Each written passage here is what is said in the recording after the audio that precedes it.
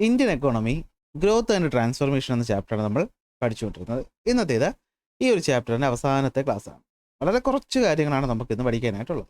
അപ്പോൾ അത് നമ്മൾ ആദ്യം നോക്കാൻ പോകുന്നതാണ് driving forces of economic growth. അപ്പോൾ ഇതിന് മുന്നേ ഉള്ള ക്ലാസ്സുകളെല്ലാം നിങ്ങൾ കണ്ടിട്ടുണ്ടാകുമെന്ന് ഞാൻ വിശ്വസിക്കുന്നു. കണ്ടു കഴിഞ്ഞതിന് ശേഷം ഈ ഒരു ക്ലാസ് കാണുന്നതായിരിക്കും നല്ലത്. ഇപ്പോൾ ക്ലാസ് കാണാനായിട്ട് ഡിസ്ക്രിപ്ഷനിൽ പ്ലേലിസ്റ്റിൻ്റെ ലിങ്ക് ഉണ്ട്. പ്ലേലിസ്റ്റിൽ നിങ്ങൾക്ക് എന്ത് ചെയ്യാം, ഇതുവരെയുള്ള എല്ലാ ക്ലാസ്സുകളും കാണാവുന്നതാണ്. അതുപോലെ ഈ ഒരു നോട്ട് ഉടനെ തന്നെ എന്ത് ചെയ്യും, നമ്മുടെ ടെലഗ്രാം, വാട്സാപ്പ് ചാനലുകളിൽ അവൈലബിൾ ആകുന്നതായിരിക്കും. അതുവരെ നിങ്ങൾക്ക് ക്ലാസ്സിൽ നിന്ന് എന്ത് ചെയ്യാം, നോട്ട് പ്രിപ്പയർ ചെയ്യാം. അത് കഴിയുമ്പോഴത്തേക്ക് നിങ്ങൾക്ക് PDF ഫോമിലുള്ള നോട്ട് ഫ്രീ ആയിട്ട് കിട്ടുന്നതായിരിക്കും. അപ്പോൾ എന്താണ് driving forces of economic growth എന്ന് പറഞ്ഞു കഴിഞ്ഞാൽ, നമുക്കറിയാം ഒരു എക്കോണമി ഗ്രോ ചെയ്യണമെങ്കിൽ അതിൽ ഏറ്റവും പ്രധാനമായിട്ടുണ്ടാകേണ്ടത് ഉൽപ്പാദനം കൂടുക എന്നുള്ളതാണ്, അഥവാ പ്രൊഡക്ഷൻ കൂടുക എന്നുള്ളതാണ്. അപ്പോൾ എങ്ങനെ നമുക്ക് പ്രൊഡക്ഷൻ കൂട്ടാൻ പറ്റും? ടെക്നോളജിയുടെ വളർച്ച, മോഡേണൈസേഷൻ, മെക്കനൈസേഷൻ, ഇന്നൊവേഷൻ, അല്ലേ, പുതിയ പുതിയ കണ്ടുപിടുത്തങ്ങൾ അല്ലെങ്കിൽ കണ്ടെത്തലുകൾ, നമ്മൾ മനുഷ്യൻ ചെയ്തുകൊണ്ടിരുന്ന പ്രവർത്തികളെ മെഷീനുകളെ കൊണ്ട് ചെയ്യിപ്പിക്കുന്നു. അറിവ് ഈ പറയുന്ന ഒരിടത്ത് നിന്ന് മറ്റൊരു സ്ഥലത്തേക്ക് എന്ത് ചെയ്യുന്നു, സ്പ്രെഡ് ചെയ്യുന്നു. അങ്ങനെ മോഡേണൈസേഷൻ നടക്കുന്നു. ഈ പറഞ്ഞ കാര്യങ്ങളെല്ലാം കൂടെ നടക്കുമ്പോഴാണ് എന്ത് ചെയ്യുന്നത്, ഈ പറഞ്ഞ ഉൽപ്പാദന മേഖല അല്ലെങ്കിൽ പ്രൊഡക്ഷൻ എന്ന് പറയുന്ന കാര്യം എന്ത് ചെയ്യുന്നത്, വികസിക്കുന്നത്. അപ്പോൾ അങ്ങനെ ഉണ്ടായ വലിയ മാറ്റങ്ങളെയാണ് നമ്മൾ ഇൻഡസ്ട്രിയൽ റവല്യൂഷനുകൾ എന്ന് വിളിക്കുന്നത്. മുന്നേ നമ്മൾ പഠിച്ചതാണ് അല്ലേ.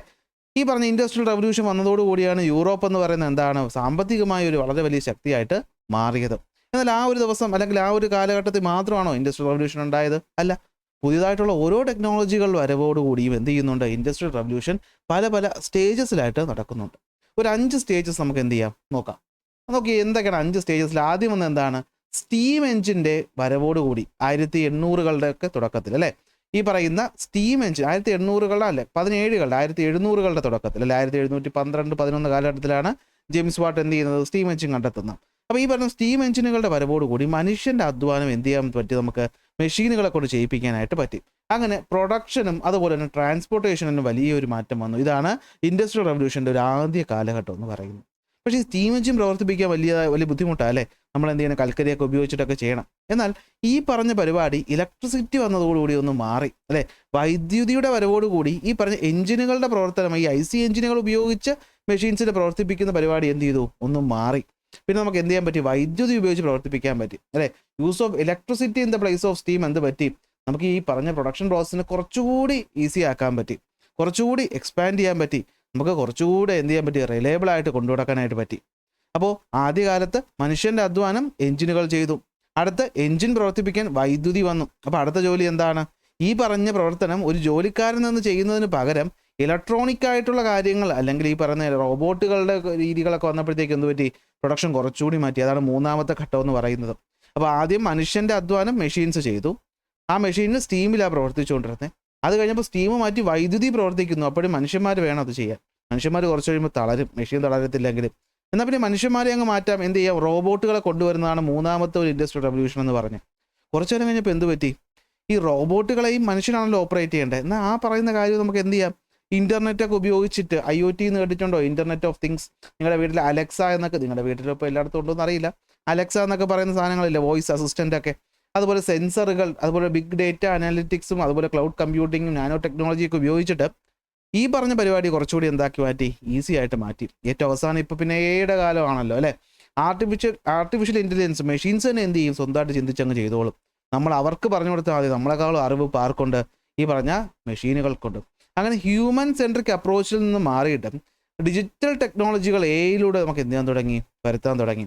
ഇതാണ് ഒരു ഇൻഡസ്ട്രിയൽ റവല്യൂഷൻ്റെ 5 കാലഘട്ടം എന്ന് പറയുന്നത്. അപ്പോൾ ഇന്നത്തെ കാലഘട്ടം എന്ന് പറയുന്നത് എന്താണ്, ഇന്ന് അറിവിൻ്റെ കാലഘട്ടമാണ് അല്ലേ. നോളജാണ് ഇവിടെ എന്ത് ചെയ്യുന്നത്, കാര്യങ്ങൾ കൊണ്ടുപോകുന്നത്. അധ്വാനം എന്ന് പറയുന്നത് എന്തിലായിട്ട് മാറി, ഫിസിക്കൽ അധ്വാനം എന്നുള്ളത് മാറിയിട്ട് ഈ പറയുന്ന ബുദ്ധി അല്ലേ, ഇതിനകത്തുള്ള ഈ പറഞ്ഞ ബ്രെയിനിൻ്റെ പ്രവർത്തനമായിട്ട് മാറി. അറിവാണെന്ന് എന്തെന്ന് പറയുന്നത് ഏറ്റവും വിലപിടിപ്പുള്ള സാധനം എന്ന് പറയുന്നത് അല്ലേ. ഞാനിപ്പോൾ ഇരുന്ന് ഞാൻ പഠിച്ച കാര്യങ്ങൾ നിങ്ങൾക്ക് പഠിപ്പിച്ചു തരുന്നുണ്ടെങ്കിൽ അതിനൊരു പ്ലാറ്റ്ഫോം എന്ന് പറയുന്നത് ഈ ഇൻ്റർനെറ്റ്, യൂട്യൂബ് ഒക്കെയാണ് അല്ലേ. അപ്പോൾ അത് വന്നതുകൊണ്ടാണ് എന്ത് പറ്റിയത്, ഞാനല്ലെങ്കിൽ ഒരു ക്ലാസ് എടുത്ത് കൂടിപ്പോയാൽ ഒരു 50 കുട്ടി, അതിനപ്പുറമൊക്കെ നമുക്കൊരു ക്ലാസ്സിൽ ഉൾപ്പെടുത്താൻ പറ്റില്ല. പക്ഷേ ഇപ്പോഴാണെങ്കിലോ ഈ ഇടുന്ന ഒരു ക്ലാസ് എന്ന് പറയുന്നത് എത്രയാണ്, ഒരുപാട് പേര് കാണുന്നുണ്ട് അല്ലേ. അപ്പോൾ അതിലോട്ടൊക്കെ എത്തി എന്താണ്, ടെക്നോളജിയുടെ വരവാണ് അല്ലേ. അപ്പോൾ ഇത്തരത്തിൽ അറിവുമായി ബന്ധപ്പെട്ട് അല്ലെങ്കിൽ എന്താണ് ഇൻ്റർനെറ്റുമായിട്ടൊക്കെ ബന്ധപ്പെട്ടിട്ടുള്ള പുതിയൊരു രീതി ഇപ്പോൾ എന്ത് ചെയ്തിട്ടുണ്ട്, ഇവോൾവ് ചെയ്ത് വന്നിട്ടുണ്ട്. ഓക്കെ, അപ്പോൾ അതാണ് നമ്മൾ ഇനി അങ്ങോട്ട് പഠിക്കാൻ പോകുന്നത്. നോളജ് എക്കോണമി എന്നാണ് അതിനെ പറയുന്നത്. അപ്പോൾ അതിന് മുന്നേ പറഞ്ഞ കാര്യങ്ങൾ ഒന്നുകൂടി ഒന്ന് നമുക്ക് നോക്കാം. അപ്പോൾ എന്താണ് സംഭവം എന്ന് പറഞ്ഞു കഴിഞ്ഞാൽ, എക്കണോമിക് ഗ്രോത്തിന് ഡ്രൈവിംഗ് ഫോഴ്സസ് എന്താണ്, എക്കണോമിക് ഗ്രോത്തിൻ്റെ എന്നാണ് അതിനെങ്ങനെ കൊണ്ടുപോകുന്നത്. അപ്പോൾ എക്കണോമിക് ഗ്രോത്ത് എവിടെ ഉണ്ടാവണമെങ്കിലും നിങ്ങൾ മനസ്സിലാക്കുക, ഉൽപ്പാദനം, പ്രൊഡക്ഷനിലാണ് കാര്യം. നമ്മൾ ഈ പറയുന്ന ഡെവലപ്ഡ് രാജ്യങ്ങൾ ഏതെടുത്താലും അവിടെ പ്രധാനമായിട്ടുള്ള വരുമാനം എന്ന് പറയുന്നത് എന്താണ്, പ്രൊഡക്ഷനാണ്. അത് എവിടുത്തെ പ്രൊഡക്ഷൻ, ഇൻഡസ്ട്രിയൽ പ്രൊഡക്ഷനാണ് അല്ലേ. ഈ പറഞ്ഞ വ്യാവസായിക ശാലകൾ, ഫാക്ടറികൾ കൂടുമ്പോഴാണ് സത്യത്തിൽ എന്തുണ്ടാവുന്നത്, ഉൽപ്പന്നങ്ങൾ ഉണ്ടാകുന്നതും അത് വിൽക്കുമ്പോഴാണ് കാശുണ്ടാവുന്നതും. അപ്പോൾ ഇത്തരത്തിൽ ഈ പറഞ്ഞ ഉൽപ്പന്നങ്ങളുടെയൊക്കെ പ്രൊഡക്ഷനും കാര്യങ്ങളൊക്കെ കൂട്ടിയ ഒരു ടെക്നോളജി അല്ലെങ്കിൽ ഒരു കാലഘട്ടത്തെ അല്ലെങ്കിൽ ഒരു മാറ്റത്തെയാണ് നമ്മൾ ഇൻഡസ്ട്രിയൽ റവല്യൂഷൻ എന്ന് വിളിക്കുന്നത്.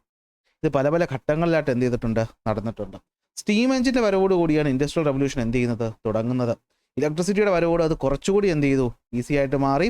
പ്രൊഡക്ഷൻ പുതിയ പുതിയ ഏരിയകളിലോട്ടെത്തി. ഇലക്ട്രോണിക്സും ഓട്ടോമേഷനും വന്നപ്പോൾ അതിൻ്റെ എന്താണ് അത് നമുക്ക് മനുഷ്യന്മാരെ റീപ്ലേസ് ചെയ്തപ്പോൾ 24 hour നമുക്ക് പ്രവർത്തിപ്പിക്കാമെന്നായി. എന്നാൽ അഡ്വാൻസ്ഡ് ടെക്നോളജികൾ വന്നപ്പോൾ 24 hour അത് പ്രവർത്തിപ്പിക്കുകയും ചെയ്യാം. അത് പ്രവർത്തിപ്പിക്കാൻ നമ്മളൊരു സ്ഥലത്ത് ആളുണ്ടാകണമെന്ന് പോലുമില്ല. ഇവിടെ ഇരുന്നുകൊണ്ട് നമുക്ക് വേണമെങ്കിൽ അമേരിക്കയിലോ ചൈനയിലോ ഇരുന്ന് എന്ത് ചെയ്യാം, കാര്യങ്ങൾ ചെയ്യാം. അവിടുന്ന് സാധനങ്ങൾ വരുത്താൻ കൊടുക്കാം അല്ലേ. ഇന്നിപ്പോൾ അതും മാറി. ആ പരിപാടിയും നമ്മൾ ചെയ്യേണ്ട എന്ത് ചെയ്തോളും, നമ്മൾ ആർട്ടിഫിഷ്യൽ ഇൻ്റലിജൻസിൻ്റെ അടുത്ത് പറഞ്ഞു കഴിഞ്ഞാൽ അത് എന്ത് ചെയ്തോളും, ഇതെല്ലാം അങ്ങോട്ട് കോർഡിനേറ്റ് ചെയ്തോളും. സത്യം പറഞ്ഞ മനുഷ്യൻ്റെ ഒരു പരിപാടി അങ്ങോട്ട് മാറിപ്പോവുകയാണ്. പക്ഷേ ഈ പറഞ്ഞ് മാറിപ്പോകുന്ന കാര്യം ഉണ്ടാക്കാനും മനുഷ്യൻ വേണം. അതാണ് ഇവിടുത്തെ ഒരു ഹൈലൈറ്റ് എന്ന് പറയുന്നത്. അപ്പോൾ ഇതാണ് സംഭവം അല്ലെ, ഇൻഡസ്ട്രിയൽ റവല്യൂഷൻ 5 ഘട്ടങ്ങളിൽ. അപ്പോൾ ഈ ആദ്യം വന്ന സ്റ്റീം എഞ്ചിൻ്റെ ഒരു കാലഘട്ടം എന്ന് പറയുന്നത് 1784 വൈദ്യുതി വ്യാവസായിക അടിസ്ഥാനത്തിൽ അല്ലെങ്കിൽ ഇതിനുവേണ്ടി ഉൽപ്പാദിപ്പിച്ച് അല്ലെങ്കിൽ ഉപയോഗിച്ചു തുടങ്ങിയത് 1870 ഓക്കെ. നാക്കിൻ്റെ സൈഡിൽ ഒരു കടി കിട്ടി, അതാണ് ഇടയ്ക്കിടയ്ക്ക് വാക്ക് മാറിപ്പോകുന്നത്. ഇലക്ട്രോണിക്സ് എന്ന് പറഞ്ഞാൽ 1969 സൈബർ സെക്യൂരിറ്റിയും ഇൻ്റർനെറ്റ് ഓഫ് തിങ്സും 2000 തുടക്കത്തിലും 2020 പിന്നെ എയും റോബോട്ടിക്സിൻ്റെ ഒക്കെ ഒരു കാലഘട്ടമായിട്ട് എന്ത് ചെയ്തിട്ടുണ്ട്, മാറിയിട്ട് ഉണ്ട്. അപ്പോൾ ഇതാണ് നമ്മുടെ ഇൻഡസ്ട്രിയൽ റവല്യൂഷൻ്റെ അല്ലെങ്കിൽ എക്കണോമിക് ഗ്രോത്തിന് ഡ്രൈവിംഗ് ഫോഴ്സസ് എന്ന് പറയുന്നത്. 1784 സ്റ്റീം എഞ്ചിനും മെക്കനൈസേഷനും ആരംഭിച്ചു. 1870 ഇലക്ട്രിസിറ്റി അസംബ്ലി ലൈനുകളും തുടങ്ങി. 69 ഇലക്ട്രോണിക്സ് ഓട്ടോമേഷനും വന്നു. 2000 സൈബർ സിസ്റ്റവും ഇൻ്റർനെറ്റ് ഓഫ് തിങ്സും റീറ്റലൈസേഷനും വന്നു. 20 റോബോട്ടിക്സും എയും ജെനറ്റിക്സും ഒക്കെ വന്നു. നിങ്ങളൊക്കെ 2000 ശേഷം ജനിച്ചവരായിരിക്കത്തില്ലേ ക്ലാസ് കാണുന്ന പിള്ളേർ അല്ലേ. നിങ്ങളാണ് ഇപ്പോൾ പുതിയ ജനറേഷൻ. അപ്പോൾ നിങ്ങൾ ഈ സൈബർ സിസ്റ്റവും അല്ലേ ഫോണും ഇതൊക്കെ ഉപയോഗിച്ച് വന്നതാണ്. ഞാനൊക്കെ എന്ന് പറയുമ്പോൾ കുറച്ചുകൂടി പഴയതാണ്, 90s. ഓക്കെ. അപ്പോൾ ഇങ്ങനെ അറിവ് എന്ന് പറയുന്നത് അല്ലെങ്കിൽ നോളജ് എന്ന് പറയുന്നത് എന്താണ്, മാറി തുടങ്ങി. So A knowledge economy has emerged in which knowledge and skills are imported along with technology in determining economic growth and development. എന്ന് വെച്ചാൽ ഇന്ന് പണ്ട് കാലത്ത് അല്ലേ, നിങ്ങൾ ഈ പറയുന്ന നമ്മുടെ പണ്ടത്തെ കാലത്തോട്ടൊന്ന് പോയി നമ്മൾ എന്തിനു വേണ്ടിയിട്ടായിരുന്നു ഈ കോളനികൾ പിടിച്ചെടുത്തത്, അവിടുന്ന് റിസോഴ്സ് യൂട്ടിലൈസ് ചെയ്യാൻ വേണ്ടിയിട്ട് അല്ലേ. ഇന്നിപ്പോൾ അങ്ങനെ നമ്മൾ എവിടെയെങ്കിലും പിടിച്ചെടുക്കുന്നതായിട്ട് കാണുന്നുണ്ടോ, ഇല്ല. പിന്നെ ഇന്നിപ്പോൾ എന്താ അങ്ങോട്ടും ഇങ്ങോട്ടും ട്രാൻസ്ഫർ ആവുന്നത്, മനുഷ്യന്മാരാ അല്ലേ. ഇവിടെ ഉള്ള നാട്ടുകാരൊക്കെ അല്ലെങ്കിൽ ഇവിടെ ഉള്ള പിള്ളേരൊക്കെ എന്ത് ചെയ്യാണ്, വിദേശത്തിലോട്ട് പോവുകയാണ്. എന്തിനാ പോകുന്നത്, നല്ല ജോലി കിട്ടാൻ വേണ്ടിയിട്ട് അല്ലേ. അപ്പോൾ കഴിവുള്ളവരെ ഇപ്പോൾ എന്ത് ചെയ്യാണ്, എല്ലാ രാജ്യങ്ങളും അവരുടെ രാജ്യത്തേക്ക് കൊണ്ടുവരാനായിട്ട് ശ്രമിക്കുകയാണ്. അപ്പോൾ അറിവാണ് ഇവിടെ എന്ത് ചെയ്യുന്നത്, ഈ പറഞ്ഞ എക്സ്ചേഞ്ചിലൂടെ പോകുന്നത്. നിങ്ങൾക്കൊരു കാര്യം അറിയാമോ, ഇപ്പോൾ നമുക്ക് നമ്മുടെ എക്കോണമി 3 തിരിക്കാമെന്ന് പറഞ്ഞു അല്ലേ. പ്രാഥമിക മേഖല, പ്രൈമറി, അതുപോലെ സെക്കൻഡറി, അതുപോലെ ടെറിഷ്യറി അല്ലേ. പ്രൈമറിയിൽ കൃഷിയുമായി ബന്ധപ്പെട്ടതും, സെക്കൻഡറിയിലാണെങ്കിൽ നമ്മൾ ഈ പറയുന്ന ഫാക്ടറിയിൽ ഉണ്ടാക്കുന്ന കാര്യങ്ങളും, ടെറിഷ്യറിയിലാണെങ്കിൽ സർവീസ് സെക്ടറുമാണെന്ന് നിങ്ങൾക്കറിയാം. നമ്മുടെ ഇന്ത്യൻ എക്കോണമിയുടെ നട്ടെല്ലെന്ന് പറയുന്ന ഇപ്പോൾ സത്യം പറഞ്ഞാൽ ഈ പറയുന്ന ടെറിഷ്യറി സെക്ടറാണ്. ഈ ടെറിഷ്യറി സെക്ടറിൻ്റെ നട്ടെല്ലെന്ന് പറയുന്നത് എന്താണ്, ഈ പറയുന്ന നോളജ് എക്കോണമിയാണ്. അതായത് ഇന്ന് ഈ ഇൻ്റർനെറ്റിൻ്റെയും ആർട്ടിഫിഷ്യൽ ഇൻ്റലിജൻസിൻ്റെയൊക്കെ വരവോട് കൂടിയിട്ട് അറിവുള്ള ആൾക്കാർക്ക് ഭയങ്കര ഡിമാൻഡായി തുടങ്ങി അല്ലേ. നമ്മുടെ ഇന്ത്യ എന്ന് പറയുന്നത് എന്താണ്, അത്യാവശ്യം നല്ല രീതിയിൽ യുവാക്കളുള്ള ഒരു രാജ്യമാണ്, അല്ലെങ്കിൽ അത്യാവശ്യം നല്ല ബുദ്ധിയുള്ള ആൾക്കാരുള്ള സ്ഥലമാണ്. അപ്പം നമ്മുടെ ഈ പറയുന്ന ബുദ്ധിയുമായി ബന്ധപ്പെട്ടുള്ള കഴിവുകൾ ഇന്ന് എല്ലാ രാജ്യക്കാർക്കും വേണം അല്ലേ. എന്തുകൊണ്ടാണ് ഈ പറയുന്ന ഗൾഫ് രാജ്യങ്ങളിലോട്ടും അതുപോലെ മറ്റ് വിദേശ രാജ്യങ്ങളിലോട്ടും എവിടെ പോയാലും ഒരു മലയാളി കാണുമെന്ന് പറയാറില്ല. എന്തുകൊണ്ടാണ്, നമ്മൾ മലയാളികൾ അത്യാവശ്യം കുറച്ച് വിവരമുള്ളവരായതുകൊണ്ട് തന്നെയാണ്. മലയാളി എന്ന് മാത്രമല്ല, ഇന്ത്യക്കാർ മൊത്തത്തിൽ. അപ്പോൾ ഈ അറിവുമായി ബന്ധപ്പെട്ടിട്ടുള്ള വ്യവസായമാണ് നടക്കുന്നത്. അതിനാണ് നമ്മൾ എന്ത് വിളിക്കുന്നത്, നോളജ് എക്കോണമി എന്ന് വിളിക്കുന്നത്. ഇവിടെ അങ്ങോട്ടും ഇങ്ങോട്ടും ഒക്കെ ട്രാൻസ്ഫർ ചെയ്യുന്നത് എന്താണ്, മനുഷ്യൻ്റെ അറിവാണ് അല്ലേ. It is an economic system that thrives by incorporating innovative ideas in the production, distribution and use of technology and information അല്ലേ. ഇവിടെ എന്താണ്, നമ്മൾ പുതിയ പുതിയ ഐഡിയകൾ എന്ത് ചെയ്യുന്നു, ക്രിയേറ്റ് ചെയ്യുന്നു അല്ലേ. ആലോചിച്ച് നോക്കി, നമ്മൾ ഇന്നത്തെ ഏറ്റവും വലിയ ധനികർ എന്ന് പറയുന്ന ഒരാൾ, ചുമ്മാ നമ്മളിപ്പോൾ ബിൽഗേറ്റ്സ് എന്ന് പറയുന്ന ബിൽഗേറ്റ്സ് എന്താ ഉണ്ടാക്കിയത്, ബിൽഗേറ്റ്സ് കമ്പ്യൂട്ടറും സോഫ്റ്റ്വെയറുമാണ് ഉണ്ടാക്കിയത് അല്ലേ. അത് അറിവുമായി ബന്ധപ്പെട്ട് വന്നതല്ലേ. ഇന്നിപ്പോൾ ഇലോൺ മസ്ക് എന്ന് പറയുന്ന ആൾ കോടീശ്വരനാണ്. അയാൾ ആദ്യം എങ്ങനെയാണ് കോടീശ്വരനായത്, ഒരു സോഫ്റ്റ്വെയർ ഡെവലപ്പ് ചെയ്തിട്ടാണ്. ജെഫ് ബെസോസ് എന്ന് പറയുന്ന ആമസോണിൻ്റെ ഫൗണ്ടർ അല്ലേ, അയാൾ എങ്ങനെയാണ് അയാൾ കാശുകാരനായത്, അയാൾ ഉൽപ്പാദിപ്പിച്ചത് എന്താ, ഒരു സോഫ്റ്റ്വെയർ ആണ്. അപ്പോൾ ആ സോഫ്റ്റ്വെയർ എന്ന് പറയുമ്പോൾ അത് എന്തിനകത്ത് വരും, നോളജിനകത്ത് വരുന്നതല്ലേ. നോളജിലൂടെ അല്ലേ അതുണ്ടാക്കിയത്? ആ ഒരു രീതിയിൽ നിങ്ങൾ ചിന്തിച്ച് വയ്ക്കുന്നതായിരിക്കും ഓർത്ത് വയ്ക്കാൻ എളുപ്പം. അപ്പോൾ നോളജ് എക്കോണമി എന്ന് വെച്ചാൽ എന്തായിരിക്കും? ഇന്നവേറ്റീവ് ആയിട്ടുള്ള ഐഡിയാസ് അല്ലേ, സാധനങ്ങൾ ഈ പറയുന്ന കടയിൽ ചെന്ന് വാങ്ങുന്നത് മാറിയിട്ട് ഒരു സോഫ്റ്റ്വെയർ വഴി ചെയ്യാമെന്ന ഇന്നവേഷൻ ഈ പറഞ്ഞ ജെഫ് ബെസോസ് കണ്ടെത്തിയത് കൊണ്ടാണ് ആമസോൺ ഉണ്ടായത്. ആ ആമസോണിൽ ഈ പറഞ്ഞ രീതി നന്നായിട്ട് കളില്ല. ആമസോൺ ഒന്നും സ്വന്തമായിട്ട് ഉൽപ്പാദിപ്പിക്കുന്നില്ലല്ലോ ഇപ്പോഴത്തെ കാര്യമില്ല. വന്ന സമയത്ത് അവർ ജസ്റ്റ് ഒരു കട, ഇൻ്റർനെറ്റിലെ കട അല്ല, ഇൻ്റർനെറ്റിലെ ഷോപ്പായിട്ടാണ് ആദ്യം വന്നത്. പുസ്തകങ്ങൾ അങ്ങോട്ടും ഇങ്ങോട്ടും എന്ത് ചെയ്യായിരുന്നു? വിൽക്കാനും വാങ്ങാനും പറ്റുമായിരുന്നു. അപ്പോൾ ആലോചിച്ച് നോക്കി, ആ ഒരു ഇന്നവേഷൻ അല്ലേ അവിടെ വളർത്തിയെടുത്തത്. അപ്പോൾ പ്രൊഡക്ഷനിലും ഡിസ്ട്രിബ്യൂഷനിലും പുതിയ പുതിയ ഇന്നവേഷൻസ് വരുന്നത് തന്നെ നമുക്ക് നോളജ് എക്കോണമി എന്ന് പറയാം. ഓക്കെ, ഇവിടെ നോക്കിയേ, knowledge is the key element in the knowledge economy. ഇതിൽ ഏറ്റവും പ്രധാനപ്പെട്ട സാധനം എന്ന് പറഞ്ഞാൽ എന്താണ്? അറിവാണല്ലേ. പുതിയ നമുക്കിങ്ങനെ നോർമൽ രീതി വേണ്ട, ഒന്ന് മാറി ചിന്തിക്കുക എന്നുള്ള ഒരാളുടെ കണ്ടെത്തലാണ് ഇവിടെ എന്ത് ചെയ്യുന്നത് വരുന്നത്. പുതിയ ഐഡിയകൾ, റിസർച്ചുകൾ, അതുപോലെ ഇൻവെൻഷൻസ് ആണ് എന്ത് ചെയ്യുന്നത് ഇവിടെ ഇമ്പോർട്ട് ചെയ്യപ്പെടുന്നത് അല്ലേ. സാധനങ്ങളെല്ലാം സേവനമാണ് എന്ത് ചെയ്യുന്നത് ഇവിടെ. സേവനത്തിന് വേണ്ടിയുള്ള പുതിയ പുതിയ ടെക്നോളജികളാണ് ഇവിടെ എന്ത് ചെയ്യുന്നത് കണ്ടെത്തുന്നത്. അതിനോടൊപ്പം പുതിയ സോഫ്റ്റ്വെയർ, മറ്റു കാര്യങ്ങൾ, അതാണ് ഇവിടെ ഉദ്ദേശിക്കുന്നത്. നമുക്ക് ഐഡിയ കിട്ടി കാണുമല്ലോ. So the basis of this economy is the human resource capable of effectively using technology, knowledge and technology. ഇതാണ് ഞാൻ പറഞ്ഞത്. ഇപ്പോൾ നമ്മുടെ ഇന്ത്യ എന്ന് പറയുന്ന രാജ്യം ഈ പറയുന്ന സമ്പന്ന രാജ്യങ്ങളുടെ അടുത്തേക്ക് എത്തിത്തുടങ്ങിയതിന് പിന്നിൽ ഇതാണ്. നമ്മുടെ ഇന്ത്യയിൽ ഈ പറയുന്ന എന്താണ്? ഹ്യൂമൻ റിസോഴ്സ് എന്ന് പറയുന്ന നല്ല രീതിയിലുണ്ട് അല്ലേ. എന്നതാണ് ഹ്യൂമൻ റിസോഴ്സ് നല്ല രീതിയിലുണ്ട്. അറിവുള്ള ആൾക്കാർ ഇവിടെ ഉണ്ട്. അതാണ് ഞാൻ നേരത്തെ പറഞ്ഞത് അല്ലേ. നമുക്കിവിടെ അറിവുള്ള ആൾക്കാരുണ്ട്. അവർക്ക് എന്താണ് ഈ ടെക്നോളജി ഇഫക്റ്റീവായി യൂട്ടിലൈസ് ചെയ്യാൻ അറിയാം. അതായത് ഏതൊരു പ്രൊഡക്ഷൻ കമ്പനി ആയാലും അതിൻ്റെ ഈ പറഞ്ഞ ടെക്നിക്കൽ സപ്പോർട്ട് നമ്മുടെ ഇന്ത്യയിലുള്ള ഏതെങ്കിലും കമ്പനികളിലോ ആയിരിക്കും. നിങ്ങൾ TCS ഒന്ന് കേട്ടിട്ടുണ്ടായിരിക്കും. ഇവിടെ കേരളത്തിൽ തന്നെ ടെക്നോ പാർക്കുണ്ട്, ഇൻഫോ പാർക്കുണ്ട്. ഇവിടെ പ്രവർത്തിക്കുന്ന പല കമ്പനികളും ചെയ്യുന്ന എന്താണ്? മറ്റ് വിദേശ രാജ്യത്തുള്ള വലിയ വലിയ കമ്പനികൾക്ക് ചെയ്യാൻ അല്ലെങ്കിൽ ചെയ്യാൻ പറ്റാത്ത അതിൻ്റെ നമുക്കറിയാലോ ഈ പറഞ്ഞ കോൾ സെൻറ്ററുകൾ, അതുപോലെയുള്ള കാര്യങ്ങളൊക്കെ ഇവിടെ പ്രവർത്തിക്കുന്നുണ്ട്. അതെന്തുകൊണ്ടാണ്? കോൾ സെൻറ്റർ എന്ന് പറയുമ്പോൾ നിങ്ങൾ വെറും അങ്ങനെ ലോക്കൽ സെറ്റപ്പ് എന്ന് വിചാരിക്കരുത്. വലിയ കമ്പനികളുടെ വലിയ പ്രോഡക്റ്റുകളെ പറ്റിയിട്ടുള്ളതും കോൾ സെൻറ്റർ എന്ന് തന്നെയാണ് പറയുന്നത് അല്ലേ. കസ്റ്റമേഴ്സിനോ അല്ലെങ്കിൽ ഈ പറയുന്ന ആൾക്കാർക്ക് വിളിച്ച് സംശയങ്ങൾ ചോദിക്കുന്ന സ്ഥലം, അങ്ങനെ മനസ്സിലാക്കിയാൽ മതി. അപ്പോൾ അതെന്തുകൊണ്ടാണ് ഇന്ത്യയിൽ നന്നായിട്ട് വന്നത്? ഇന്ത്യയിലുള്ളവർക്ക് അത്യാവശ്യം വിദ്യാഭ്യാസമുണ്ട്, അവർക്ക് ട്രെയിനിങ് കൊടുത്താൽ അവരിത് ചെയ്യും. So the basic of A knowledge economy എന്ന് പറയുന്നത് എന്താണ്? മനുഷ്യരാണ്, അവർക്ക് എഫക്റ്റീവായിട്ട് നോളജും ടെക്നോളജിയും യൂസ് ചെയ്യാനായിട്ട് അറിയാം. അപ്പോൾ ഇത് വരുന്നതോടുകൂടി നമ്മുടെ എക്കോണമി എന്ത് ചെയ്യും? ആക്സിലറേറ്റ് ചെയ്യും. ഇതാണ് സംഭവം. കിട്ടിയോ? അപ്പോൾ ഇതാണ് എന്തെന്ന് പറയുന്നത് നമ്മുടെ ഇൻഡസ്ട്രിയൽ റവല്യൂഷന് ശേഷം വരുന്ന നോളജ് എക്കോണമി. അപ്പോൾ ഇങ്ങനെ പഠിച്ചു വയ്ക്കുക. എന്താണ് knowledge economy? Economy driven by ideas, research, innovation in product and services. ഉൽപ്പാദനത്തിലും സേവനത്തിലും എന്താണ്? പുതിയ ഇൻവെൻഷൻസും ഐഡിയാസും ഒക്കെ ഇൻകോർപ്പറേറ്റ് ചെയ്യുന്നതിനാണ് നമ്മൾ നോളജ് എക്കോണമി എന്ന് പറയുന്നത്. ഇത് പ്രധാനപ്പെട്ട ഫീച്ചറുകൾ എന്തൊക്കെയാണ്? ഹ്യൂമൻ ആണ് ഇവിടുത്തെ ക്യാപിറ്റൽ. സ്കിൽഡ് ആൾക്കാരെയാണ് ഇവിടെ എന്ത് ചെയ്യുന്നത്? ആവശ്യം. കണ്ടിന്യൂസ് ആയിട്ട് ഇവിടെ എന്ത് നടക്കുന്നു? ഇൻവെൻഷൻസും റിസർച്ച് ആൻഡ് ഡെവലപ്മെൻറ്റും നടക്കുന്നു അല്ലേ. ഇൻടാഞ്ചിബിൾ ആയിട്ടുള്ള അസറ്റുകളാണ്, അതായത് ഡേറ്റ, ഈ പറയുന്ന, അതുപോലെ തന്നെ എന്താണ് പേറ്റൻറ്റുകൾ, ഫിസിക്കൽ ഗുഡ്സുകൾ, കോപ്പി റൈറ്റുകൾ അല്ലേ. നമ്മൾ ഒരു കണ്ടെത്തൽ നടത്തിയിട്ട് അതിൻ്റെ പേറ്റൻ്റാണ് എന്ത് ചെയ്യുന്നത്? വിൽക്കുന്നത്. ആ പേര് നിങ്ങൾ കേട്ടിട്ടുണ്ടായിരിക്കുമല്ലോ. നമ്മുടെ പ്രധാനപ്പെട്ട പല കമ്പനികളും അവർ പുതിയൊരു കാര്യം അല്ലെങ്കിൽ വ്യക്തികളും അവരൊരു കാര്യം കണ്ടുപിടിച്ചിട്ട് അത് പ്രാവർത്തികമാക്കാൻ, അതിനെ ഒരു ഉൽപ്പന്നമാക്കി മാറ്റാൻ അവരെല്ലാം ടെക്നോളജി ഒന്നും കാണത്തില്ല. അപ്പോൾ എന്ത് ചെയ്യും? വലിയ കമ്പനികൾക്ക് അതിനെ വിൽക്കും. വലിയ കമ്പനിക്ക് വിൽക്കുമ്പോൾ എന്ത് ചെയ്യും? ഒറ്റയടിക്ക് എന്ത് ചെയ്യാണ്? കോടീശ്വരനായിട്ട് മാറുകയാണ്. അപ്പോൾ പൈസ എവിടെ നിന്നാണ് കിട്ടിയത്? അയാളുടെ അറിവിൽ നിന്ന്. So that is knowledge economy അല്ലേ. ഇവിടെ നോളജ് ആണെന്ന് പറയുന്നത്, ഇൻപുട്ട് എന്ന് പറയുന്നത് എഡ്യൂക്കേഷനും സ്കില്ലുമാണ് ഇവിടെ പ്രധാനമായിട്ട് വരുന്നത്. ഓക്കെ, ഒരു എക്സാമ്പിൾ ഇവിടെ ഗൂഗിളിൻ്റെ എക്സാമ്പിൾ ഞാൻ ഇവിടെ കൊടുത്തിട്ടുണ്ടെന്നേ ഉള്ളൂ. അപ്പോൾ ഇതാണ് എന്തെന്ന് പറയുന്നത് നോളജ് എക്കോണമി എന്ന് പറയുന്നത്. ഈ നോളജ് എക്കോണമി നമുക്കിന്ന് എല്ലാ മേഖലകളിലും ഉപയോഗിക്കാനായിട്ട് പറ്റും. ഇപ്പോൾ കൃഷി നമ്മൾ നോക്കിക്കഴിഞ്ഞാൽ അഗ്രി ടെക് എന്ന് പറയും. എന്ന് വെച്ചാൽ ഇത്രയേ ഉള്ളൂ സംഭവം, വേറൊന്നുമല്ല. നമുക്ക് ഇന്ന് ഇപ്പോൾ എപ്പോൾ ചെടിക്ക് വെള്ളം ഒഴിക്കണം, ഫെർട്ടിലൈസർ എപ്പോൾ ആഡ് ചെയ്യണം, ഇങ്ങനെയുള്ള കാര്യങ്ങൾ ഇന്ന് മനുഷ്യരായ തൊഴിലാളികൾ ചെയ്യണമെന്നില്ല. ഇത്തരത്തിലുള്ള റോബോട്ടുകൾ എന്ത് ചെയ്യും. അപ്പോൾ നിങ്ങൾ പറയുമ്പോൾ പിന്നെ റോബോട്ട് ചെയ്യുന്നുണ്ട്, തീർച്ചയായിട്ടും ചെയ്യുന്നുണ്ട്. നമ്മുടെ നാട്ടിലെ പാടത്ത് ചെയ്തു തുടങ്ങിയില്ലാന്നേ ഉള്ളൂ. മറ്റ് വിദേശ രാജ്യങ്ങളിൽ റോബോട്ടുകൾ കൺട്രോൾ ചെയ്യുന്നു. അതായത് ചെടിയുടെ ഓരോ വളർച്ചയുടെ സ്റ്റേജസും നമുക്ക് തന്നെ എന്ത് ചെയ്യാൻ പറ്റും? പ്ലാൻ ചെയ്ത് ചെയ്യാൻ പറ്റും. നമ്മൾ ബയോളജിയിൽ ഇപ്പോൾ ബയോടെക്നോളജിയുടെ ചാപ്റ്റർ പഠിച്ചുകൊണ്ടിരിക്കുകയാണ്. അപ്പോൾ നിങ്ങൾക്കറിയാം അല്ലേ, DNA വരെ മാനിപ്പുലേറ്റ് ചെയ്യാൻ നമ്മൾ ഇന്ന് എന്ത് ചെയ്തു കഴിഞ്ഞു? പഠിച്ചു കഴിഞ്ഞു. അപ്പോൾ നമുക്ക് ഈ പറയുന്ന ടെക്നോളജിയുടെ വരവോട് കൂടിയിട്ട് നമുക്ക് കൃഷിയിൽ എന്ത് ചെയ്യാൻ പറ്റും? ധാരാളം ഇമ്പ്രൂവ്മെൻറ്റ് കൊണ്ടുവരാനായിട്ട് പറ്റും അല്ലേ. പെസ്റ്റ് റെസിസ്റ്റൻ്റ് ആയിട്ടുള്ള കാര്യങ്ങളൊക്കെ നമ്മൾ പഠിച്ചില്ലേ. So new technologies are transforming agriculture in India from traditional farming to more profitable and efficient one. Things like wind to water, fertilize, etc. are being done with the help of sensors and drones. This has enabled farmers to earn higher income through reduced cost, improved yield and direct sales through online platforms അല്ലേ.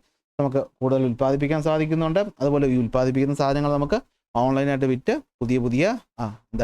പുതിയ മാർക്കറ്റുകൾ കണ്ടുപിടിക്കാൻ പറ്റുന്നുണ്ട്. അങ്ങനെ ലാഭകരമായിട്ട് business ചെയ്യാനായിട്ട് പറ്റുന്നുണ്ട്. അടുത്ത industrial സെക്ടറിലാണെങ്കിൽ industry 4.0. അപ്പോൾ ഇൻഡസ്ട്രി 4.0 എന്ന് വെച്ചാൽ വേറൊന്നുമില്ല, നേരത്തെ പറഞ്ഞ പോലെ AI ഒക്കെ ബേസ് ചെയ്തുകൊണ്ട് നമുക്ക് എന്ത് ചെയ്യാൻ പറ്റും, ഇന്ന് പ്രൊഡക്ഷൻ എന്ന് പറയുന്നത് വളരെ ഈസി ആക്കാനായിട്ട് പറ്റും. അതായത് ഇന്ന് എനിക്കൊരു ഐഡിയ ഉണ്ട്, എനിക്കൊരു കാര്യം ഉണ്ടാക്കാനുള്ള കഴിവുണ്ട്, ടെക്നോളജി എൻ്റെ കയ്യിലില്ല, അതായത് എൻ്റെ കയ്യിൽ എന്തില്ല, ടെക്നോളജിയിൽ ഇൻഫ്രാസ്ട്രക്ചർ ഇല്ല, ഫാക്ടറി ഒന്നുമില്ല. എനിക്ക് എന്ത് ചെയ്യാം, എനിക്ക് ചൈന പോലെയുള്ള രാജ്യത്തോ അല്ലെങ്കിൽ ഏതെങ്കിലും മറ്റൊരു രാജ്യത്തോ ഇതിന് ഔട്ട്സോഴ്സ് ചെയ്ത് അവിടെ ഇതിന് എന്ത് ചെയ്യാൻ പറ്റും, ഉൽപ്പാദിപ്പിച്ച് എൻ്റെ നാട്ടിൽ കൊണ്ടുവന്ന് എനിക്ക് വിൽക്കാൻ പറ്റും, ഈസി ആയിട്ട് പറ്റും. ഇത് എന്തുകൊണ്ടാണ് സാധിച്ചേ? ഇൻ്റർനെറ്റിൻ്റെയും ഈ പറയുന്ന ഓൺലൈനായിട്ടുള്ള പ്ലാറ്റ്ഫോമുകളുടെയും ഒക്കെ വരവുകൊണ്ടല്ലേ. So manufacturing methods that uses computer, automation and internet to connect factories and make them more efficient. കണ്ടോ, ഇതാണ് ഇൻഡസ്ട്രി 4.0 എന്ന് പറയുന്നത്. അപ്പോൾ ഓട്ടോമേഷൻ നടക്കുകയാണ്, കമ്പ്യൂട്ടർ ഉപയോഗിച്ച് നമുക്ക് ഫാക്ടറികളെ കൺട്രോൾ ചെയ്യാൻ പറ്റും. ഇവിടെ ഇരുന്നുകൊണ്ട് അമേരിക്കക്കാരൻ ഇവിടെ ഇരുന്ന് എന്ത് ചെയ്യാൻ പറ്റും, കാര്യങ്ങൾ ചെയ്യാനായിട്ട് പറ്റും. ഇതെന്ത് പറ്റും, പ്രൊഡക്ഷൻ ഇൻക്രീസ് ചെയ്യും. അതുപോലെ തന്നെ എന്താണ്, ക്വാളിറ്റി ഓഫ് പ്രൊഡക്ഷനും അതുപോലെ വേസ്റ്റേജും കുറയ്ക്കാനായിട്ട് പറ്റും. പ്രിസൈസ് ആയിട്ട് കാര്യങ്ങൾ ചെയ്യാൻ പറ്റും. ഓക്കെ, ഈ പറഞ്ഞ ചേഞ്ച് എന്ന് പറഞ്ഞാൽ എന്തായിരിക്കും, വ്യത്യസ്തമായിട്ടുള്ള പുതിയ തൊഴിൽ മേഖലകൾ ക്രിയേറ്റ് ചെയ്യാനും എക്കണോമിക് ഗ്രോത്ത് അച്ചീവ് ചെയ്യാനായിട്ടും പറ്റും. ഇപ്പോൾ മേക്ക് ഇൻ ഇന്ത്യ പദ്ധതിയൊക്കെ വന്നാൽ നിങ്ങൾ അറിഞ്ഞിട്ടുണ്ടാവുമല്ലോ അല്ലേ. സാധനങ്ങളൊക്കെ എന്താണ്, വിദേശത്ത് ഉണ്ടാക്കി ഇവിടെ കൊണ്ടുവന്ന് വിൽക്കാതെ, പണ്ട് കൊളോണിയൽ കാലത്ത് ചെയ്തിരുന്ന പോലെ ഇവിടെ തന്നെ ഉൽപ്പാദിപ്പിച്ച് ഇവിടെ വയ്ക്കുക. അപ്പോൾ ഇവിടെ ഉള്ളവർക്ക് തൊഴിലും കിട്ടും, അതുപോലെ തന്നെ ഇവിടെ പുതിയ ഉൽപ്പന്നങ്ങളും കിട്ടും. ഇങ്ങനെ നമുക്ക് എന്ത് ചെയ്യാൻ പറ്റും, ഈ പറഞ്ഞ ഇൻഡസ്ട്രിയൽ റവല്യൂഷനും അതിൽ ഓരോ മേഖലകളിലും നമുക്ക് മാറ്റങ്ങൾ കൊണ്ടുവരാനും പറ്റും. ഓക്കെ, അപ്പോൾ ടെക്നോളജി എന്ന് പറയുന്നത് ഇന്ത്യയിൽ ട്രാൻസ്ഫോം ചെയ്തു. അത് അഗ്രികൾച്ചർ സെക്ടറിലും ഇൻഡസ്ട്രിയൽ സെക്ടറിലും അതുപോലെ തന്നെ എന്താണ്, സർവീസ് സെക്ടറിലും മാറ്റങ്ങൾ വരുത്തിയിട്ടുണ്ട്. അഗ്രികൾച്ചർ സെക്ടറിലാണെങ്കിൽ സെൻസറുകളും ഡ്രോണുകളും ഉപയോഗിച്ച് നമുക്ക് കൃഷിയെ നന്നായിട്ട് മാറ്റാൻ പറ്റി. അതുകൊണ്ട് ലോ കോസ്റ്റ് സാധനങ്ങൾ ഉൽപ്പാദിപ്പിക്കാൻ പറ്റി, ഹയർ ഈൽഡ് കിട്ടി. ഈ കിട്ടിയ സാധനങ്ങൾ നമുക്ക് എന്ത് ചെയ്യാൻ പറ്റും, ഇൻ്റർനെറ്റിലൂടെ സെയിൽ ചെയ്യാനും പറ്റും. ഇൻഡസ്ട്രി 4.0 എന്ന് വെച്ചാൽ എന്തായിരിക്കും, കമ്പ്യൂട്ടറും ഓട്ടോമേഷനും ഇൻ്റർനെറ്റും ഉപയോഗിച്ച് ഫാക്ടറികൾ എഫിഷ്യൻ്റായിട്ട് കൺട്രോൾ ചെയ്യാനും അതിലൂടെ പ്രൊഡക്ഷനെ വർദ്ധിപ്പിക്കാനും ക്വാളിറ്റി കൂട്ടാനും വേസ്റ്റേജ് കുറയ്ക്കാനും പുതിയ തൊഴിൽ മേഖലകൾ ക്രിയേറ്റ് ചെയ്യാനും പറ്റും. അങ്ങനെ ഇന്ത്യ പോലുള്ള രാജ്യം മേക്ക് ഇൻ ഇന്ത്യ പദ്ധതികളിലൂടെയൊക്കെ എന്ത് ചെയ്യാണ്, ഇതിനെ വളർത്തുകയാണ്. ഇനി സർവീസ് മേഖലകളിൽ ഈ പറഞ്ഞ ടെക്നോളജി എന്തൊക്കെ മാറ്റം വരുത്തി, എജ്യൂടെക്കിനകത്ത് AI വരവോടുകൂടി നമുക്ക് ഇപ്പോൾ തന്നെ അറിയാം അല്ലേ. നമുക്ക് ഇന്നിപ്പോൾ ഒരു അസൈൻമെൻറ്റ് എഴുതണം നിങ്ങൾ കുട്ടികൾക്ക്, നിങ്ങൾ നേരെ AI എടുത്താൽ പോയി ചോദിക്കുന്നത് അല്ലേ, ജെമിനിയോ അതുപോലെ അല്ലെങ്കിൽ അല്ലേ ഈ പറഞ്ഞ ഏതെങ്കിലുമൊക്കെ AI ടൂൾസൊക്കെ ഇട്ടിട്ട് കഴിഞ്ഞാൽ നിങ്ങൾക്ക് അസൈൻമെൻറ്റ്സും കാര്യങ്ങളും പ്രൊജക്റ്റുകളും എന്ത് സംശയങ്ങളും അല്ലേ, ഈ പറഞ്ഞ ഒരു അധ്യാപകന് പറഞ്ഞു തരാൻ പറ്റുന്നതിനേക്കാൾ ഉപരിയായി നിങ്ങൾക്ക് എന്ത് ചെയ്യാൻ പറ്റും, AI ഡിപ്പെൻഡ് ചെയ്യാൻ പറ്റും അല്ലേ. ഇത് എഡ്യൂക്കേഷണലിൽ അല്ലെങ്കിൽ ടെക്കുകളിൽ മാറ്റങ്ങൾ വരുത്തിയിട്ടുണ്ട്. പേഴ്സണലൈസ്ഡ് ലേണിങ്ങും അതുപോലെ റോബോട്ടിക്സിൻ്റെ ക്ലാസ് റൂം എന്നുവെച്ചാൽ ഇപ്പോൾ നിങ്ങളുടെ ക്ലാസ് റൂമുകൾ സ്മാർട്ട് ക്ലാസ് റൂമായിട്ട് മാറിയിട്ടുണ്ട്, പ്രൊജക്ടറുകളുണ്ട്, മറ്റു കാര്യങ്ങളുണ്ട് അല്ലേ. ഈ പറഞ്ഞ കാര്യങ്ങളൊക്കെ വന്നത് നമ്മുടെ അറിവിനെ അല്ലെങ്കിൽ പഠിക്കാനുള്ള കഴിവിനെ കൂട്ടിയിട്ടില്ലേ. ഇപ്പോൾ തന്നെ ആലോചിച്ച് നോക്കി, പുതിയ ഓരോ പ്ലാറ്റ്ഫോംസ് ഡെയിലി വന്നുകൊണ്ടിരിക്കുകയാണ്. അവർ ഓരോരുത്തരും കുട്ടികളെ എങ്ങനെ നല്ല രീതിയിൽ പഠിപ്പിക്കാം, എങ്ങനെ മാക്സിമം അവരെ എഫിഷ്യൻ്റ് ആയിട്ട് മാറ്റാം എന്ന രീതിയിൽ കാര്യങ്ങൾ ചെയ്തുകൊണ്ടിരിക്കുന്നു. ഇതൊക്കെ ടെക്നോളജിയുടെ വരവോടുകൂടിയാണ്. ഹെൽത്ത് സെക്ടറിനകത്താണെങ്കിൽ ടെലിമെഡിസിൻ, ഡിജിറ്റൽ ഹെൽത്ത് ആപ്പ് പോലെയുള്ള കാര്യങ്ങൾ വന്നിട്ടുണ്ട് അല്ലേ. ഫോൺ വിളിച്ച് നമുക്കിന്ന് കാര്യങ്ങൾ ചെയ്യാനായിട്ട് പറ്റും. മെഡിസിൻ നമ്മുടെ വീട്ടിൽ കൊണ്ടുവന്ന് തരുന്ന പരിപാടിയുണ്ട് അല്ലേ. സ്വിഗ്ഗിയിൽ ഫുഡ് വരുന്ന പോലെ മരുന്നുകൾ ഇപ്പോൾ എന്ത് ചെയ്യും, വീട്ടിലെത്തും. വലിയ ഉപകാരമുള്ളൊരു കാര്യമല്ലേ. സത്യത്തിൽ സ്വിഗ്ഗിയിൽ നിന്ന് ഫുഡ് എത്തുന്നതിനേക്കാളും ഉപകാരമാണ് എന്ത്, മരുന്നുകൾ വീട്ടിലെത്തുന്നുണ്ടെങ്കിൽ. അതുപോലെ ഡോക്ടറിൻ്റെ കൺസൾട്ടേഷൻ നമുക്ക് ഓൺലൈനായിട്ട് ചെയ്യാൻ പറ്റും അല്ലേ. ഇവിടെ ഇരുന്നുകൊണ്ട് നമുക്ക് വിദേശത്തുള്ള ഡോക്ടറെ കാണാൻ പറ്റും, ആ വ്യക്തിയുടെ ട്രീറ്റ്മെൻറ്റ് നേടാൻ പറ്റും. ഇനി ഗ്രീൻ ടെക് എന്ന് വെച്ച് കഴിഞ്ഞാൽ റിന്യൂവബിൾ ആയിട്ട് നമുക്ക് എനർജി ഉൽപ്പാദിപ്പിക്കാൻ പറ്റും. ഇലക്ട്രിക് വെഹിക്കിൾസിൻ്റെ വരവ്, അതിൻ്റെ കാര്യങ്ങൾ അങ്ങനെ. മീഡിയയിലാണെങ്കിൽ അനിമേഷൻ, ഗെയിമിംഗ്, VR ഒക്കെ വെച്ചിട്ട് നമ്മുടെ വിഷ്വൽ മീഡിയ തന്നെ എന്ത് ചെയ്തിട്ടുണ്ട്, നല്ല രീതിയിൽ മാറിയിട്ട് ഉണ്ട്. അപ്പോൾ ഇതാണ് ഇവിടെ പറയുന്ന പ്രധാനപ്പെട്ട കാര്യം എന്ന് പറയുന്നത്. ഇനി Kerala towards A knowledge society. ഇനി കേരളത്തിൻ്റെ ഒരു ചെറിയ കാര്യം, എല്ലാ ചാപ്റ്റർ തീരുമ്പോഴത്തേക്കും നമ്മുടെ കേരളത്തിൽ ഇത് എന്താണ് എങ്ങനെയാണെന്നുള്ള കാര്യം കൂടി ഒന്ന് പറയണമല്ലോ. അപ്പോൾ കേരളത്തിലും ഈ പറയുന്ന നോളജ് എക്കോണമിയെ വളർത്താൻ വേണ്ടിയിട്ട് ഒരുപാട് പദ്ധതികൾ വരുന്നുണ്ട്. കേരള സ്റ്റാർട്ടപ്പ് മിഷൻ അല്ലേ, പുതിയ ഇന്നൊവേഷൻസ് വരാനായിട്ട് അല്ലേ. നമുക്കറിയാമല്ലോ, പുതിയ കമ്പനികൾ നമ്മൾ സ്റ്റാർട്ടപ്പ് കമ്പനി എന്ന് പറയത്തില്ലേ. അപ്പോൾ അത് KDISC, KDISC എന്ന് പറയും, KDISC എന്നല്ല KDISC തന്നെ പറയും. ഡിജിറ്റൽ യൂണിവേഴ്സിറ്റികൾ, ഇതൊക്കെ എന്ത് ചെയ്യുന്നുണ്ട്, നമ്മുടെ ഇന്നൊവേഷനെയും നോളജിനെയും ഒക്കെ വളർത്താൻ വേണ്ടിയിട്ട് കേരളത്തിൽ വന്ന കാര്യങ്ങളാണ്. അപ്പോൾ നമുക്ക് നോക്കാം. Kerala university of digital sciences, innovations and technology. Okay, digital university of Kerala 2020 വരുന്നത്. എന്താണ് എയിം എന്ന് വെച്ച് കഴിഞ്ഞാൽ, transforming Kerala into A global digital educational hub അല്ലേ. ഡിജിറ്റൽ യൂണിവേഴ്സിറ്റി എന്ന് പറഞ്ഞാൽ യൂണിവേഴ്സിറ്റി ഡിജിറ്റലായി മാറുന്നു എന്ന് പറയുമ്പോൾ തന്നെ നിങ്ങൾക്ക് ഊഹിക്കാം അല്ലേ. നമുക്കിപ്പോൾ ഓൺലൈൻ ക്ലാസ്സുകളുടെ കാര്യം തന്നെയാണ് ഇവിടെ ഉദാഹരണം എടുക്കുന്നത്. അപ്പോൾ നമുക്ക് ഇവിടെ ഇരുന്ന് കൊണ്ടിട്ട് കേരള യൂണിവേഴ്സിറ്റിയുടെ ഗുണങ്ങൾ ലോകത്തോടെമ്പാടുള്ള ആൾക്കാർക്ക് എത്തിക്കാൻ പറ്റും.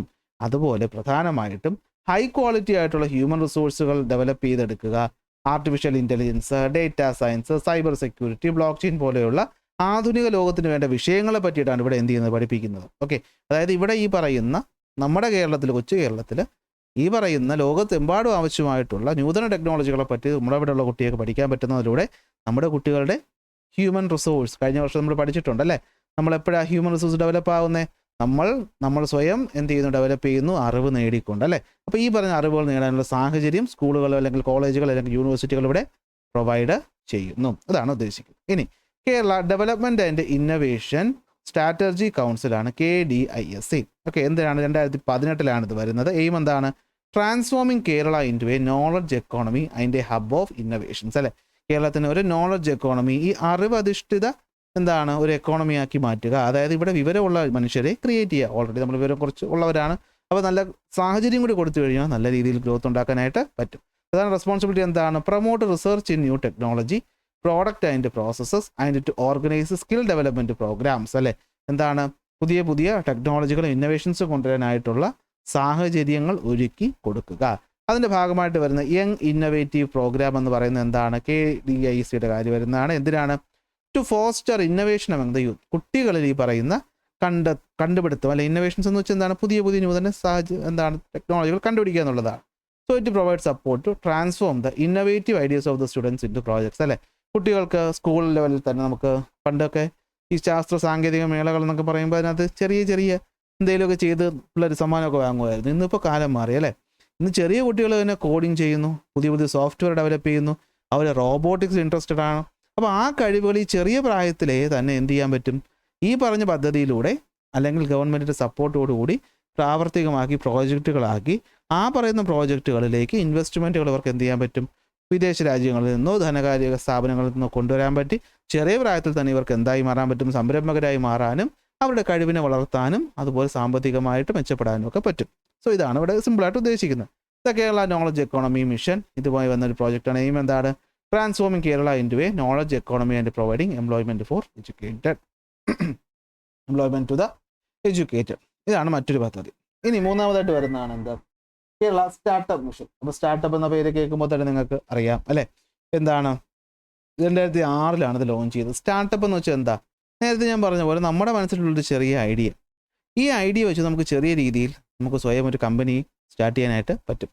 ആ സ്റ്റാർട്ടപ്പ് കമ്പനി നമുക്ക് എന്ത് ചെയ്യാൻ പറ്റും, വിദേശ ഫണ്ടിങ്ങുകൾ വാങ്ങാനായിട്ട്. വിദേശം എന്ന് വെച്ചാൽ വേറൊന്നുമില്ല, ധനകാര്യം, നമ്മൾ ഏഞ്ചൽ ഇൻവെസ്റ്റേഴ്സ് എന്നൊക്കെയാണ് ഇവർ പറയുന്നത്. അവരെന്ത് ചെയ്യും, ഇൻവെസ്റ്റ് ചെയ്യും. ഇപ്പോൾ ബൈജൂസ് കേട്ടിട്ടുണ്ടാവുമല്ലോ, ഇപ്പോൾ കുറച്ച് മോശം അവസ്ഥയിലാണ്. ഈ ബൈജൂസ് എന്ന് പറയുന്നത് ഈ പറഞ്ഞ ബൈജു എന്ന് പറഞ്ഞ വ്യക്തി തുടങ്ങിയൊരു ചെറിയ സ്ഥാപനമാണ്. അതിലും വിദേശ ഫണ്ടിങ്, ഞാൻ എപ്പോഴും വിദേശ ഫണ്ടിങ് എന്ന് പറയുമ്പോൾ വേറൊരു രീതി എടുക്കരുത്. കാശുള്ളവർ എന്ത് ചെയ്യുന്നു, ഫണ്ടിങ് കൊടുക്കുന്നു. കാരണം അവർക്കറിയാം ഇത് വളർന്നു വരും. അപ്പോൾ അങ്ങനെ ആൾക്കാർ ഇതിൽ പൈസ കൊടുത്തു, അത് വളർന്നു, എത്രത്തോളം വലുതായി എന്നുള്ളത് കണ്ടല്ലോ. പിന്നീട് ഇപ്പോൾ മോശാവസ്ഥ വന്നു, അത് അവരുടെ വേറെ കാര്യം. ഓക്കെ, അപ്പോൾ ഇത്തരത്തിൽ സ്റ്റാർട്ടപ്പുകൾ എന്ത് ചെയ്യുക, ഇൻക്യുബേഷൻ പ്രോഗ്രാംസ് എന്നൊക്കെ ഇതിനെ പറയും. സോ കേരള സ്റ്റാർട്ടപ്പ് മിഷൻ 2006 വന്നു. എന്താണ്, promote the startup sense in Kerala, transforming innovative ideas into enterprises and to make the state a leading hub. ഇതുമായി ബന്ധപ്പെട്ട് നമ്മൾ ടെക്നോ പാർക്കിൻ്റെ ഭാഗത്തൊക്കെ ഒരുപാട് സ്റ്റാർട്ടപ്പ് കമ്പനികൾ വരുന്നുണ്ട്. ഇതിനെന്ത് ചെയ്യാൻ പറ്റും, ഇതിനാവശ്യമായിട്ട് കേട്ടോ ഇൻക്യുബേറ്റേഴ്സിനെ കൊടുക്കുക അല്ലെ, ഹബ്ബുകൾ കൊടുക്കുക, ഇൻക്യുബേറ്റേഴ്സ് കൊടുക്കുക എന്ന് വെച്ചാൽ അതിനാവശ്യമായിട്ടുള്ള അറിവും വിവരമുള്ള ആൾക്കാരുടെ സപ്പോർട്ട് കൊടുക്കുക, ഫണ്ടിങ് കൊടുക്കുക, വെൻഡർഷിപ്പ് കൊടുക്കുക, അതുപോലെ തന്നെ എന്താണ് ഇൻ്റർനാഷണൽ എക്സ്ചേഞ്ച് പ്രോഗ്രാംസ് ഇവർക്ക് വേണ്ടിയിട്ട് കണ്ടക്ട് ചെയ്യുക. അതായത് ഈ പറഞ്ഞ ഏഞ്ചൽ ഇൻവെസ്റ്റേഴ്സ് വരെ നിങ്ങൾ എനിക്കറിയില്ല, ഷാർക്ക് ടാങ്ക് എന്ന് പറഞ്ഞൊരു പരിപാടി ഈ നോർത്ത് ഇന്ത്യയിലെ ഏതോ ചാനലിലുണ്ട്, കേട്ടിട്ടുണ്ടോ, ഷാർക്ക് ടാങ്ക് എന്ന് പറഞ്ഞിട്ട്. എന്ന് വെച്ചാൽ വലിയ പൈസ ഉള്ള ആൾക്കാരാണ് നമ്മൾ ഏഞ്ചൽ ഇൻവെസ്റ്റേഴ്സ് എന്ന് പറയും. അവരെ മുമ്പ് നമുക്ക് നമ്മുടെ ഈ ഐഡിയാസ് പിച്ച് ചെയ്യാൻ പറ്റും. അപ്പോൾ ഈ ഐഡിയാസ് അവർക്ക് ഇഷ്ടപ്പെട്ടാൽ അവർ നമ്മുടെ കമ്പനിയിൽ ഫണ്ടിങ് ഇൻവെസ്റ്റ്മെൻറ്റ് ചെയ്യും. അങ്ങനെ നമുക്ക് എന്ത് ചെയ്യാൻ പറ്റും, കമ്പനി ഉണ്ടാക്കാൻ പറ്റും. അപ്പോൾ അതിന് സാഹചര്യം വേണ്ടേ. ആ ഷാർക്ക് ടാങ്ക് പോലെ ഒരു സംഭവം നമ്മുടെ കേരള ഗവൺമെൻറ് ചെയ്താൽ അതായിരിക്കും കേരള സ്റ്റാർട്ടപ്പ് മിഷൻ എന്ന് പറയുന്നത്. സോ ഇങ്ങനെ ഓർത്ത് വയ്ക്കുക. ഇത്രയേ ഉള്ളൂ, തീർന്നു, നമ്മുടെ ഈ ഒരു ചാപ്റ്റർ തീർന്നു. ഇതാണ് നമ്മൾ പ്രധാനമായിട്ടും ഈ ഒരു ചാപ്റ്ററിൽ ഡിസ്കസ് ചെയ്യുന്നത്. അപ്പോൾ Kerala towards A knowledge society നമുക്ക് എന്താ പറയുന്നത്, കേരളം എന്ന് പറയുന്നത് എന്താണ്, നോളജ് എക്കോണമിയെ കൊണ്ടുവരാൻ വേണ്ടിയിട്ട്, വളർത്താൻ വേണ്ടിയിട്ട് ഒരുപാട് ഇനിഷ്യേറ്റീവ്സുകൾ എടുക്കുന്നുണ്ട്. ആ ഇനിഷ്യേറ്റീവ്സും അതിൻ്റെ പ്രധാന കാര്യങ്ങൾ മാത്രം ഒന്ന് ഓർത്ത് വയ്ക്കുക. കേരള സ്റ്റാർട്ടപ്പ് മിഷൻ 2006 ലോഞ്ച് ചെയ്യുന്നു. എന്തിനാണ്, സ്റ്റാർട്ടപ്പുകൾക്ക് ഇൻക്യുബേറ്റേഴ്സും ഹബ്ബും മെൻറ്റർഷിപ്പും കൊടുക്കാൻ വേണ്ടിയിട്ട്. KDISC എന്തായിരിക്കും, ന്യൂ ടെക് റിസർച്ചുകളുടെയും പ്രോഡക്റ്റുകളുടെയും റിസർച്ചുകൾ ഇന്നോവേഷൻസിന് വേണ്ടിയിട്ട് ഹെൽപ്പ് ചെയ്യുക. യങ് ഇന്നോവേറ്റേഴ്സ് പ്രോഗ്രാം ഇതിൻ്റെ ഭാഗമായിട്ട് വരുന്നതാണ്, കുട്ടികൾക്ക് വേണ്ടിയിട്ട്. കേരള നോളജ് എക്കോണമി മിഷൻ എന്തിനാണ്, എഡ്യൂക്കേറ്റഡ് ആയിട്ടുള്ള യൂത്തിനും അതുപോലെയുള്ള ഈ പറഞ്ഞ എന്താണ് നോളജ് ബേസ്ഡ് എക്കോണമിയെ സഹായിക്കുക. ഡിജിറ്റൽ യൂണിവേഴ്സിറ്റി എന്തിനാണ്, AI, data science, cyber security പോലെയുള്ള നൂതന ടെക്നോളജി പഠിപ്പിക്കുക. എല്ലാം എന്താണ്, ട്രാൻസ്ഫോം ചെയ്യുക, കേരളത്തിന് ഒരു ഇന്നോവേറ്റീവ് എഡ്യൂക്കേഷൻ ഹബ്ബായിട്ട് ട്രാൻസ്ഫോം ചെയ്യുക എന്നുള്ളതാണ് ഇതിൻ്റെ എല്ലാത്തിൻ്റെയും ലക്ഷ്യമെന്ന് പറയുന്നത്. ഇത്രയേ ഉള്ളൂ ചാപ്റ്റർ. ഓക്കെ, ഇതൊന്ന് വായിച്ചു നോക്കിയാൽ നിങ്ങൾക്ക് കിട്ടുന്ന കാര്യമാണ്. പോയിന്റുകൾക്ക് വേണ്ടിയിട്ട് ഈ പറയുന്ന നോട്ട് നിങ്ങൾക്ക് യൂസ് ചെയ്യാം. സോ ഇത്രയും കഴിയുമ്പോൾ നമ്മുടെ ഈ ചാപ്റ്റർ തീർന്നു. ഇനി നമുക്ക് ഒരൊറ്റ ചാപ്റ്റർ കൂടെ ഉള്ളൂ അല്ലേ. അത് കഴിയുമ്പോഴത്തേക്കും നമ്മുടെ ഈ ഒരു 10ാം ക്ലാസ്സിന് ഫുൾ ടോപ്പിക്ക് നമ്മൾ കംപ്ലീറ്റ് ചെയ്യാൻ ഉടനെ തന്നെ എന്ത് ചെയ്യും, ആ ക്ലാസ്സസും നമ്മൾ അപ്ലോഡ് ചെയ്യുന്നതായിരിക്കും. അപ്പോൾ ഇന്ന് ഇത്രയേ ഉള്ളൂ. അടുത്ത ക്ലാസ്സിൽ അടുത്ത ടോപ്പിക്കായിട്ട്